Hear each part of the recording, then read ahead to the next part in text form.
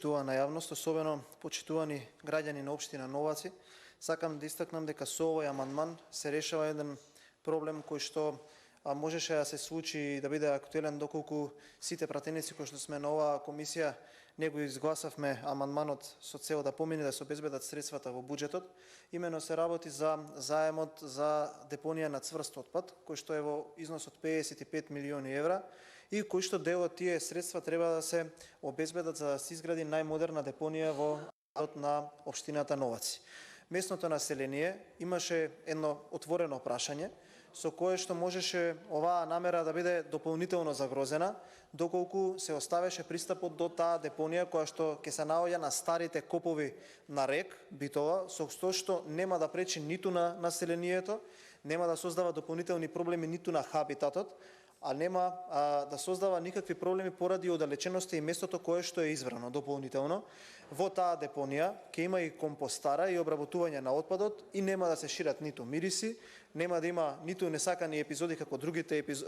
депонии можеби во другите делови од Република Македонија, заради тоа што самиот отпад кој што ќе се носи таму веднаш ќе биде обработуван. Барањето на местното население и на општинската администрација беше наместо патната делница која што во моментов е актуелна и поминува низ населени места, само да се репроектира и да поминува од околу за да не поминува низ населени места. Заедно неколку состаноци и со министерот за животна средина и со министерот за транспорт и врски и договоривме динамиката на решавање на тој проблем да иде на следниот начин. Сега ние преку оваа амандманска расправа да издвоиме средства од 5,5 милиони денари за да може тие средства кои ќе бидат обезбедени во рамките на Министерството за транспорт и врски,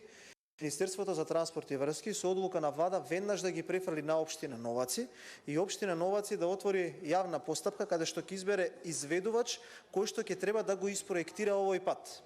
Тој пат ќе поминува низ две општини, односно општина Битола и општина Новаци, каде што, како што е напишано и тука, ќе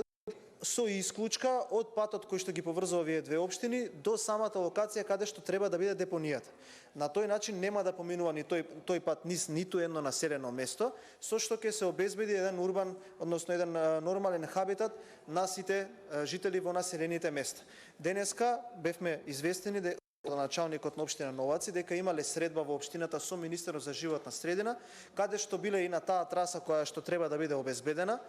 Таа веднаш кога ќе биде изработен овој проект ќе биде внесен во рамките на институциите по предлог на министерот за транспорт и врски, нешто што ќе треба дополнително да биде изработено. Ако проектите успеат во наредните 6 месеци да го изработат проектот, веќе во ребалансот на буџет ние како пратеници повторно ќе треба да разговараме за да обезбедиме средства и овој пат да биде изграден. Должината на оваа делница е 7 километри, доминантно поминува, господинот Балковски знае, тоа се нарекува така црн пат, пат кој